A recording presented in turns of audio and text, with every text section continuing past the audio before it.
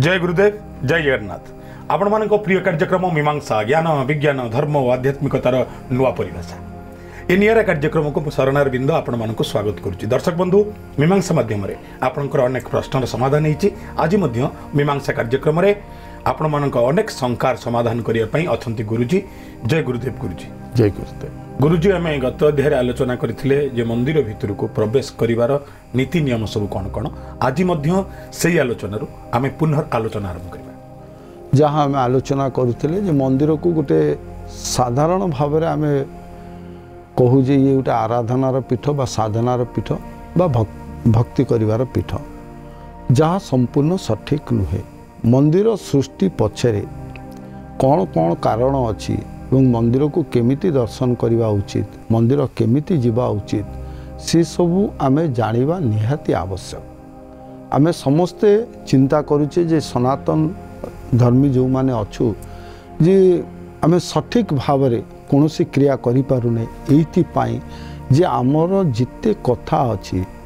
जहाँ आमे कहूचे जे मौलिक साहित्य बा दंत कथारे ही अच्छी। तो श्रुति आमे जेतिकी जानिचे सेतिकी ही व्यवहार को आणुचे। संपूर्ण रूप से आमे विशोधित ही मंदिर भितर बाहरी पारुने। जहाँ आमर चर्चा रही मंदिर बेढ़ा परिक्रमा करिबारे जे आमे बेढ़ा परिक्रमा करिवा मंदिर बेढ़ा परिक्रमा कला बेले आमे देखिचे जे बेढ़ारे बेढ़ा देवता बा बेढ़ा ठाकुर रहुछंती। से बेढ़ा ठाकुरंकर आवश्यकता कौन अच्छी आमे जितिकी समय तांको ऊपर दृष्टि निक्षेप करूँ एवं से परिक्रमा करने समय फ्लैशबैक से चित्र गुड़िक आसे जाए तो आम आखि को शोधन करने से गुड़िकर आवश्यकता अच्छी। एवं से जगार आम कौन करूँ आम साधारण नमस्कार टे करूँ एवं परिक्रमा करूँ हाथ जोड़िकी परिक्रमा करूँ। ये हाथ जोड़ार जो प्रक्रिया बा नमस्कार करिवार प्रक्रिया आर पछरे मध्य विज्ञान अच्छी जे आमे जो फिंगर टिप्स अच्छी आंगुलीर अग्रभाग अच्छी जितेबाला आमे नमस्कार करुचे नमस्कार मुद्रा रे जाउचे सेतबेले उभय अंगुठीर अग्रभाग रे चाप सृष्टि करुचे एवं ये चाप सृष्टि हवा द्वारा कौन होची जे आमर मानसिक स्तर रे जो रासायनिक क्षरण होची से क्षरण रे परिवर्तन आसुची। आम शरीर को एकाग्रता करने जो रसायन आवश्यकता अच्छी ताहा मस्तिष्क क्षरित हुए एवं आमको एकाग्रता प्रदान करे जहाद्वारा आम बेढ़ा परिक्रमा करूँ एवं ताको दृढ़ केमिति करिवो ना आम जिते सर्कल करूँ आम बहुत समय देखीचु छोट बेले जिते आम चका चका भौरी बुलू से शरीर बुले तो बुलिकी जिते स्थिर हो जाऊ से आउ कि मुंड भितर पशेना चारिआड अंधार देखा जाए बुले हेलोसिनेशन स्टेज गोटे एमिति स्तर आसी जाए जो स्तर में मस्तिष्क भितर को कौन चिंता आसे ना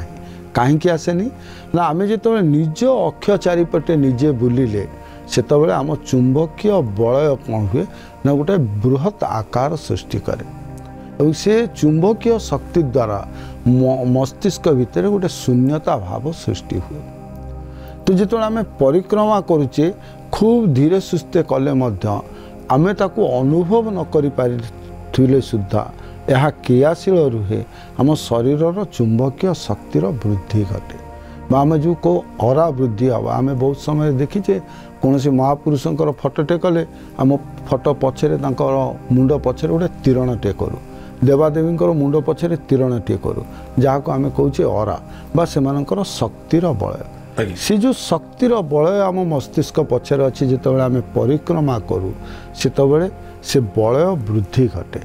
बा आमर चुंबकीय बलय शक्तिशाली हुए। पुणी जिते आम आसू से देवता मान पाखे पहुँचा बा जो अभिष्ट देवता पाखे आम पहुँचुचे से आम संपूर्ण शक्तिशाली हो जाई जहाँ आम शास्त्र कहूँ शिवोहम बा आम भितर गोटे देवत्व प्रतिपादित होता है। से देवत्व को नहीं जिते आम गर्भगृह रे प्रवेश करूँ ठाकुर को दर्शन करने से गर्भगृह रे किछि समय स्थिर हो जिते छिड़ा हो से कौन हुए ना आमर मनोमय शरीर पुनः जन्म घटे जो से गृह को आम कहे गर्भगृह बा जो गृह गर्भ आकार तैयारी जदि आम खूब निखुण भाव देखू जे मंदिर गर्भगृह एवं माँ पेटरे थिबा गर्भाशय दुईटीर गठन प्रणाली प्रायतः समान एवं सी जो गठन प्रणाली एइथिपाई करा जायछि जेतिकी उत्ताप जेतिकी ताप एवं चापर आवश्यकता अछि ए मनोमय शरीर को सृष्टि करिवा पाई ए मनोमय शरीर को पुनर्जन्म दवा पाई सेतिकी ही से गृह रे थाए। तो आजिकल आम तो देखुचे जे गर्भगृह प्रवेश पाई अनेक जगार आमको आकट करा जायछि केवल सुरक्षा दृष्टि। तो जो माने निज घर पाखरे कौन सी मंदिर एमती अच्छी जो मंदिर से देखुन जे सुरक्षा दृष्टि से कौन सी आकट नाही समय पाइले किछि किछि समय जाए से गर्भगृह रे बसंतु एवं गर्भगृह रे स्थिरता ही बसिवा द्वारा तांको भितरे जो चेतनार शक्ति जो भीतर अंतर चेतना से अंतर चेतना जागृत हम एवं आम भितर सुशक्ति गुड़िक कार्य क्रियाशील हम जमती देवत्व शक्ति काम करे। तेणु ये जो मंदिर जो परिक्रमा ये शरीर को शोधन करने जो कल बा कारखानार आवश्यकता अच्छी से कल बा कारखाना होची मंदिरटे। मंदिर केवल पूजालय नुहे मंदिर होची एमिति गोटे शाल जो शाल संपूर्ण भाव में शरीर जिते अंग प्रत्यंग जिते ग्रंथि जिते रसायन जिते प्रकार क्रिया अच्छी सबुगुड़िक विशोधित हवार केन्द्र। गुरुजी आम प्रदक्षिण को नहीं कथा आम मंदिर को लेकिन कथा होते जे मंदिर भीतर को कहीं जीवा जे जदि भगवान सर्वव्यापी सबुठी अच्छी एवं धर्म कथा चर्चा कला बेले आम चर्चा करथिले जे जेतेबेला पर्यंत आम पंचतत्व को आधार करिकी रहूचे से पर्यंत आम धार्मिक तेणु धार्मिक हवापाई मंदिर जीवार आवश्यकता नाही तार पुणी मंदिर कहीं जीवु जदि से सर्वव्यापी निर्दिष्ट स्थान को जीवार आवश्यकता नाही ताले आम कहीं जीवु। तेणु ये सबूर समाधान होची पदार्थ विज्ञान। ये जो पदार्थ रे शरीर सृष्टि होती से पदार्थ गुड़ी को सुरक्षित रखिबा से पदार्थ गुड़ी को सत पथगामी करिबा पाई मंदिर जीवार आवश्यकता अछि। एवं विभिन्न मुद्रार कथा आमे कहले जहाँ नाट्य भंगी होइथिबो ताको आमे त्याग करिबा किंतु मुद्रा र अभ्यास करिबा जेमती आमे ओळिकी कथा कहले नमस्कार कथा कहले दंडवत कहले साष्टांग कहले एगुड़िक मुद्रा एगुड़िक शरीर अंगभंगी नुहे। ये प्रश्न आसीपे अनेक कथार जो आम नाट्य मंदिर कथा कहले जे आमर सबु प्रकार क्रियाशील जहाँ अच्छी आम ताको निष्क्रिय करके जीवा आवश्यक एवं मुद्रा कहीं करवा बा आम नमस्कार कहीं हवा ओळिकी कहीं हवा मुंडिया कहीं मारिबा ना मुद्रार अर्थ होची जे मुद्रित करी रखी पारुथिबा क्रिया होची मुद्रा। जे मुद्रित आम केतल कहचे जो शक्ति आम ग्रहण कलु से पुणी थे आम शरीर बाहरी न जाऊ जितेबाला आम मुद्रार अभ्यास करूँ से शरीर भितर से शक्ति को मुद्रित करी रखू से विभिन्न मुद्रार आवश्यकता रही एवं विभिन्न स्थान रे विभिन्न क्रियार आवश्यकता अच्छी। जमी आम मंदिर प्रवेश करुचे प्रथमे मंदिर पावछ को आम मुंडिया आम हाथ धोईकी मुंडे मारुचे बा सी जो स्पर्श करने द्वारा जो हाथर चलन होची तलु आम निज पाद को निजे छुईले हुए तो लोक मानकर भितर गोटे भाव आसब जे निज पाद निजे कहीं छुईबू। तेणु मनीष एतिकी तलू पलाए ठीक समानुपात रुहे तार पाद जो अच्छी से पर्यंत एवं जिते पाद तलू को हाथ जाए और जिते पुणी मनीष उठी सीधा छिड़ा हुए सीटी सी गोटे अर्धवृत्त सृष्टि करे कारण ये जामितिक चित्र को नहीं मनीष शरीर सृष्टि और जामितिक चित्रर प्रभाव मनीष शरीर उपर अच्छी जिते सी अर्धचंद्र सृष्टि करे से कौन करे चंद्रर उन्मुक्त मुख मंदिर आड़ को थाए एवं चंद्रर काम कौन ना तरल पदार्थ को आकृष्ट करवा जहाँ आम आज विज्ञान मध्य पढ़ुचे जिते पूर्णमी पक्ष आसूची से जुआर उठी कहीं ना चंद्रंकर जल स्तर को आकृष्ट कर शक्ति अच्छी। तो आम जो चंद्राकार करुचे गोटे मुद्रा द्वारा आमे शरीर भितर गोटे बलय सृष्टि करुचे अर्धचंद्रर सेतबेले से अर्धचंद्र कौन करुची ना देवता मानक भितर थिबा शक्ति को निज आड़ को आकर्षण करुची जहाँ को वर्तमान विज्ञानी माने वर्तमान आध्यात्मिक विज्ञान माने कहले लॉ ऑफ अट्रैक्शन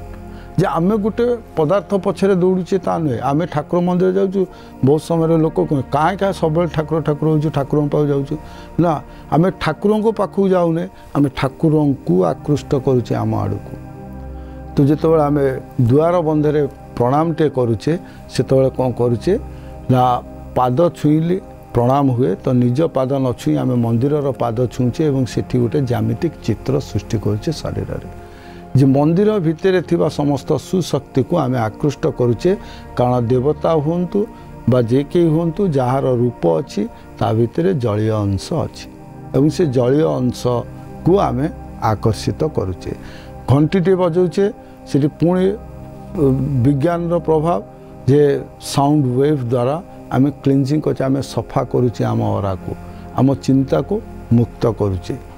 तेणु से घंटीटे बजाऊे जितेबाला आमे पलाऊे मुखशाला पाखक से हाथ टेकी दौचे ताड़ासन आमे कौन करुचे ना आम शरीर भितर जहाँ किसी अच्छी ताड़िकी बाहर कर दौचे जिते मल अच्छी ताको बाहर करुचे से दी हाथ उपरू कर दौचे जो मुखशाला पहुँचुचे सी हूँ गोटे आसन बा सी भी गोटे मुद्रा जो थे मुद्रित हो शक्ति रहा आम भितर आउ जदि किसी अपशक्ति अच्छी अपशक्ति बाहरी जीव तापर आमे प्रस्तुत हो जाऊ जे शक्ति को आह्वान करने आहरण करने तो सी जगार आमे स्थिर हो बा नाट्य मंडप पाखे समस्त नाट्यभंगी दूर करूँ एवं आम भितर थिबा भक्ति भावर भंगी को आमे प्रदर्शन करूँ मंदिर रे पहुँचले बाहन पाखे आमे छिड़ाऊे सेठी आमे मथा लगे कि प्रणाम करूँ बा सेठी साष्टांग हो पारू जहाँ द्वारा देवशक्ति आम भितर प्रवेश कर तेणु मंदिर भितर को जीवार काम होची शरीर भितर चुंबकीय शक्ति शरीर भितर थिबा चिंतन शक्ति शरीर भितर थिबा रसायन क्रिया शरीर भितर थिबा जेते गुड़िके प्रक्रिया अच्छी जेते गुड़िके अंग उपांग जहाँ अच्छी सबको शोधन करने विशेष स्थान होची मंदिर मंदिर को नहीं आमे जदि कौन धर्म सहित जड़ित करवा केवल धर्म मसरे धार्मिक मनोभाव धर्म अनुसार आमे जीवा ताहा उचित नुहे मंदिर को निज शरीर शोधन पाई जीवा निहाती आवश्यक अच्छे से मो मन में आ गोटे प्रश्न आसला गोटे स्वामी चलीगले गोटे स्त्री लोक को से चारिटा स्थान पुणी सिंदूर काढ़ी नबार एक कठोर विधि और विधान कहीं ये खूब सुंदर प्रश्न जे जहाँ मु इंट्रोड्यूस कला बेले भाई ये जो विषय को चर्चा आरंभ कला बेले ये प्रश्नर उत्तर दे सारी प्रथम जे सिंदूर लगेबार मूल कारण होची गोटे सुंदर भविष्यटी को संसार को आनिबा बा प्रयोजन क्षम हवा पाई जितेबाला वैधव्य जोग आसूची सेतबेले आम शास्त्र अनुसार माँ मानकर आउ आवश्यकता नाही प्रयोजन क्षमतार बा सेमानकु संतान प्राप्तिर जोग न थाए कारण वैधव्य जोग आसता है तो सेतबेले कौन हुए ना सबुठी शीतलतार आवश्यकता अच्छी जहाँ आमको यौन उद्दीपना सृष्टि करे जहाँ आम भितर यौन लालसा सृष्टि करे ता होची मंगल ग्रह बा कारक ग्रह होचंती मंगल जार रंग होची नाली तेणु से प्रक्रिया को बंद करने आमर पुणी सुंदर व्यवस्था करा जायछि कारण सामाजिक एवं व्यक्तिगत सबू दृष्टिकोण को देखी आमर सनातन धर्म रे अनेक गुड़िए क्रिया प्रक्रियार कथा चर्चा करा जायछि जे शरीर रे शीतलता केमिति आसीबो ना चंदन होची चंद्रंकर प्रतीक चंदन केमिति ना धला चंदन बा श्वेत चंदन बा जदि आमे कहूचे जे राधा तिलक जहाँ को आमे व्यवहार करछे ता मध्य चंद्रंक सहित जड़ित तेणु ये शरीर भितर शीतलता प्रदान किए करिवो ना चंद्र करिवे तेणु आउ एते आड़ को न जाए केवल मंगल को जदि चंद्राधीन कर दिया जाए ବା ନାଲି ରଙ୍ଗରେ ଯଦି ଧଳା ରଙ୍ଗ ମିଶାଇ ଦିଆଯାଏ ତାହେଲେ ନାଲି ରଙ୍ଗ ଫିକା ହୋଇଯିବ ବା ଚନ୍ଦ୍ରଙ୍କର ପ୍ରଭାବ ମଙ୍ଗଳ ଉପରେ ରହିବ ଏବଂ ମଙ୍ଗଳ ଯଦି ଚନ୍ଦ୍ରଙ୍କର କବଳରେ ରହିଲେ ତାହେଲେ ଶରୀରରେ ଶୀତଳତା ଆସିବ। ସେଥିପାଇଁ ଯେଉଁ ମା ମାନେ ଭଗବାନଙ୍କର କୌଣସି ପ୍ରକାର ଆକ୍ରୋଶର ଶିକାର ହେଇ ବୈଧବ୍ୟ ଯୋଗରେ ଅଛନ୍ତି ତ ସେମାନଙ୍କୁ ଶାସ୍ତ୍ର କହୁଛି ଯେ ଚନ୍ଦନ ଲଗାଇବା ପାଇଁ ସିନ୍ଦୁର ବଦଳରେ। ତ ପ୍ରତ୍ୟେକ ପଦାର୍ଥ ଜ୍ଞାନକୁ ନେଇ କେମିତି ଗୋଟେ ସୁନ୍ଦର ସଂସାରଟେ ଗଢ଼ି ହେବ ସେ ପ୍ରଥା ପ୍ରଚଳିତ ହୋଇଛି ଆମ ସନାତନ ଧର୍ମରେ। ତ ଯେଉଁମାନଙ୍କ ପାଖରେ ଗୋଟେ ଜିନିଷର ଆବଶ୍ୟକତା ନଥାଏ ସେ କ'ଣ କରେ, ସେ ଜିନିଷକୁ ଦୂରରେ ରଖିଦିଏ ବା ସେ ଜିନିଷକୁ ଫୋପାଡ଼ି ଦିଏ ବା ସେ ଜିନିଷଠୁ ଦୂରେଇ ଯାଏ। ଠିକ୍ ସେମିତି ଯେତେବେଳେ ମା ମାନେ ଏ ପ୍ରକାର ଅବସ୍ଥାକୁ ଆସୁଛନ୍ତି ବା ଯେଉଁମାନଙ୍କର ସେ ଶବ୍ଦକୁ ବର୍ତ୍ତମାନ ତ ବହୁ ସାଧୁସନ୍ଥମାନେ ପରିବର୍ତ୍ତନ କଲେଣି ଯେ ଯେଉଁମାନେ ସେ ଅବସ୍ଥାକୁ ଆସୁଛନ୍ତି ବା ସେ ଅବସ୍ଥାରେ ପହଞ୍ଚୁଛନ୍ତି ସେତେବେଳେ ସାମାଜିକ ଦୃଷ୍ଟିକୋଣରୁ ଶାରୀରିକ ଦୃଷ୍ଟିକୋଣରୁ କ'ଣ ଆବଶ୍ୟକତା ଅଛି ସେ ଆବଶ୍ୟକତାକୁ ଅନୁଭବ କରି ସେ ଆବଶ୍ୟକତାକୁ ଅନୁଧ୍ୟାନ କରି ବସ୍ତ୍ର ଏବଂ ଯେଉଁ ଆଭୂଷଣ ଏବଂ ତାଙ୍କର ଯେଉଁ ଶୃଙ୍ଗାର ଅଛି ତା ଦେହରେ ପରିବର୍ତ୍ତନ କରାଯାଇଛି। ଆମେ କହିବୁ ଯେ ସେ ଅବସ୍ଥାରେ ଧଳା ଶାଢ଼ୀ ପିନ୍ଧିବା କ'ଣ ଆବଶ୍ୟକତା ଅଛି, ବର୍ତ୍ତମାନ ତାକୁ ଆମେ ଗୋଟେ ବିପ୍ଳବ ଆକାରରେ ନେଉଛେ, କିନ୍ତୁ ସେତେବେଳେ କରାଯାଇଥିଲା ଏଇଥିପାଇଁ ନା ଗ୍ରହ ନକ୍ଷତ୍ରଙ୍କୁ ନେଇକି ହିଁ ସଂସାରର ବିଧି ବିଧାନ ସୃଷ୍ଟି କରାଯାଉଥିଲା। ଧଳା ବସ୍ତ୍ରର ଆବଶ୍ୟକତା ଏଇଥିପାଇଁ ଥିଲା ଯେ ଚନ୍ଦ୍ରର ସୁପ୍ରଭାବ ଥିଲା। ତ ଶରୀରକୁ ଶୀତଳ କରିବା ପାଇଁ, ମାନସିକ ସ୍ତରରେ ଶାନ୍ତ ରହିବା ପାଇଁ ଏବଂ ଯେଉଁ ଯୌନାଙ୍ଗର ପ୍ରକ୍ରିୟା ଅଛି ସେ ପ୍ରକ୍ରିୟାକୁ ଶୀତଳୀକରଣ କରିବା ପାଇଁ ଏ ପ୍ରକାର ପୋଷାକର ଆବଶ୍ୟକତା ଥିଲା, ଚନ୍ଦନର ଆବଶ୍ୟକତା ଥିଲା। ନାଲି ରଙ୍ଗକୁ ସେମାନେ ଦୂରେଇ ରଖୁଥିଲେ ଯେ ଚନ୍ଦ୍ର ଆଧୀନ କରି ରଖୁଥିଲେ ପୁରା ସଂସାରକୁ ସଠିକ୍ ଭାବରେ ସୁସ୍ଥ ଭାବରେ ଗଢ଼ି ତୋଳିବା ପାଇଁ ଏସବୁ ପ୍ରକ୍ରିୟା କରାଯାଇଥିଲା। କୌଣସି ଦଣ୍ଡ ବିଧାନ ପାଇଁ ନୁହେଁ ବା ସମାଜରେ ସେମାନଙ୍କୁ ନୀଚ ଦେଖାଇବା ପାଇଁ ନୁହେଁ, ସମାଜରେ ଅସ୍ପୃଶ୍ୟ କରି ରଖିବା ପାଇଁ ନୁହେଁ, ସେମାନଙ୍କର ଶାରୀରିକ ସୁରକ୍ଷା ପାଇଁ, ସେମାନଙ୍କର ମାନସିକ ସୁସ୍ଥତା ପାଇଁ ଏସବୁ ବିଧି ଏବଂ ବିଧାନ ମୁନି ଋଷିମାନଙ୍କ ଦ୍ୱାରା କରାଯାଇଥିଲା। ଗୋଟିଏ ଲଗ୍ନରେ ଯେତେବେଳେ ସିନ୍ଦୁରାବତୀ ନାରୀଟିଏ ତା ପତ୍ନୀକୁ, ତା ସ୍ୱାମୀକୁ, ତା ଜୀବନସାଥୀକୁ ହରାଏ ସେତେବେଳେ ଏ ସମାଜ ତାଠୁ ପ୍ରକୃତରେ ସିନ୍ଦୁର ଛଡ଼େଇ ନିଏ ନା, ସିନ୍ଦୁର ପ୍ରତି ଥିବା ତାର ଅଧିକାରରୁ ତାକୁ ବଞ୍ଚିତ କରେ ନା, ବରଂ ଏହା ତା ଶରୀରର ଆବଶ୍ୟକତା ଏବଂ ଏହା ପଛରେ ମଧ୍ୟ ରହିଛି ଜ୍ୟୋତିଷୀ ଦୃଷ୍ଟିକୋଣ, ଯେଉଁ ବିଷୟରେ ବଡ଼ ସୁନ୍ଦର ଭାବରେ ଗୁରୁଜୀ ଏକଥା କହିକି ଆମକୁ ବୁଝେଇ ଦେଲେ। ତେବେ ଗୁରୁଜୀ ଠିକ୍ ଯେମିତି ଆପଣ କହିଲେ ଯେ ଗୋଟେ ସମୟରେ ସିନ୍ଦୁର ପୋଛି ନିଆଯିବା ପଛରେ ବି ଯଥେଷ୍ଟ କାରଣ ଅଛି, ଠିକ୍ ସେମିତି ଜଣେ ଦେବ ପୂଜା କଲେ କ'ଣ ଚନ୍ଦନଟେ ଧାରଣ କରିବା ପୁରୁଷଟେ ନିହାତି ଦରକାର? ଏହା କ'ଣ ବାଧ୍ୟତାମୂଳକ? ତିଳକ କେବେ ବାଧ୍ୟତାମୂଳକ ନୁହେଁ। ଆଜ୍ଞା, ଯେ ଆମେ ତିଳକ କଥା କହୁଛେ ଯେ ପୁରୁଷ ଠାକୁରଙ୍କୁ ପୂଜା କଲାବେଳେ ତିଳକ ହେଉ ସିନ୍ଦୁରଟିଏ ହେଉ ମଥାରେ ଲଗାଇବାର, କିନ୍ତୁ ସନାତନରେ ଆମେ କହୁ ଯେ କେତେଟା ପ୍ରତୀକାତ୍ମକ ହେବା ଉଚିତ ଯାହାଦ୍ୱାରା ଆମ ଶରୀର ଭିତରେ ଯେମିତି କହିଲି ଯେ ପ୍ରତ୍ୟେକ ପଦାର୍ଥର ଗୋଟେ ଶରୀର ଉପରେ ପ୍ରଭାବ ରହିବାର ଆବଶ୍ୟକତା ଅଛି। ଆମେ ଯେତେବେଳେ ତିଳକ କଥା କହୁଛେ ବା ପୁରୁଷମାନେ ଚନ୍ଦନଟେ ଲଗାଉଛନ୍ତି ସେତେବେଳେ ସେ ଗୋଲାକାର ହେଇକି ରହୁଛି। ସେ ଗୋଲାକାର ଲଗାଇବାର ଅର୍ଥ ଏ ଶରୀର ପୃଥିବୀ ସଂଲଗ୍ନ ହେଇକି ରହିବ। ଯେଉଁ ଆମେ କହୁ ଯେ ଚିନ୍ତା ଆମର ଯେଉଁ ଦିବା ସ୍ୱପ୍ନ ଦେଖୁ ସେ ଦିବା ସ୍ୱପ୍ନ ଦେଖିବ ନାହିଁ। ତ କୌଣସି ଜିନିଷ ଭଗବାନଙ୍କ ପାଇଁ ଆମେ କରୁନେ, ସବୁ କାର୍ଯ୍ୟ ଆମେ ନିଜେ ନିଜ ପାଇଁ କରୁଛେ, ଦ୍ୱାହି ଦେଉଛେ ଭଗବାନଙ୍କର। କାହିଁକି ଦ୍ୱାହି ଦେଲେ ନା ଆମେ ତାକୁ ମାନିବା ପାଇଁ। ଗୋଟେ ଆକଟ ଯେତେବେଳେ ଆମେ କହୁଛେ ଯେ ଗାଡ଼ିଟି ତୁମେ ବାଁ ପଟେ ଚଲେଇବ, ଡାହାଣ ପଟେ ଚଲେଇବ ନାହିଁ, ଯଦି ଚଲେଇବ ତାହେଲେ କ'ଣ ତୁମେ ଏତିକି ଟଙ୍କା ଫାଇନ୍ ଦେବ। ତ ମୁଣ୍ଡ ଭିତରେ କ'ଣ ରହିଲା, ଯଦି ମୁଁ ସେକଡ଼େ ଚଲେଇଲି ଫାଇନ୍ ଦେବି, ତ ମୁଁ ଏକଡ଼େ ଚଲେଇବି। ଠିକ୍ ସେମିତି ଧର୍ମକୁ ଗୋଟେ ଦ୍ୱାହି ଦିଆହେଲା, ଯଦି ଏଇଆ କରିବ ତୁମର ଏଇଆ ନଷ୍ଟ ହେଇଯିବ। तो धर्म को दुहाई दिगला जेहेतु आम धर्म विश्वासी थे तो आम पालन करुले संसार को गढ़ी तोड़ापी संसार जो नियम अच्छी और संसारटा को केमिति सठिक भाव में गढ़ी तोड़ा से आम करुले तेणु ये आम जो कहे चंदन लगेवा कौन आवश्यक नहीं षोडश पूजा कौन आवश्यक नहीं शास्त्र मध्य कहूँ जे सबुठु श्रेष्ठ पूजा होची मानस पूजा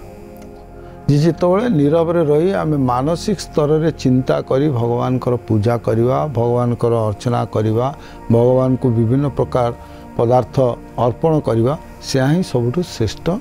पथ तो सनातनी संसार धर्म रे आम कहले शिखाटे रखिबा तिलकटे लगेगा मालाटे पकेवा ता पछरे विज्ञान अच्छी ता पछरे अच्छी जे केमिति ये सबु जिनस धारण करने द्वारा आम भितरे गोटे सत चिंता एवं सत पुरुष जागृत हम जिते आम चंदनटी लगाऊे यह आमर पिट्यूटरी ग्लैंड बा जोठी आमर रसायन खेरित होउची सेगुड़ी को आम साइतिकी रखिपारुचे एवं शिखाटे रखुचे चुंबकीय शक्ति को आहरी अधिक भाव में ग्रहण करें तेणु कौन नियम जहाँ करा जाइछि देवता मानक पाई नुहे तेणु पूजा पाई पिंधिबा आवश्यक ना कि निज शरीर सुरक्षा पाई पिंधिबार आवश्यकता अच्छे तेज एवं मध्य जानिले चंदन धारण कारण कौन एवं समय होती आपण मानठू विदाय नबार विदाय दिंतु ता पूर्व धन्यवाद ज्ञापन करने गुरुजी को चमत्कार प्रत्युत्तर जय गुरुदेव। जय गुरुदेव। दर्शक बंधु देखा आगामी अध्याय विदाय दिंतु। जय गुरुदेव। जय जगन्नाथ।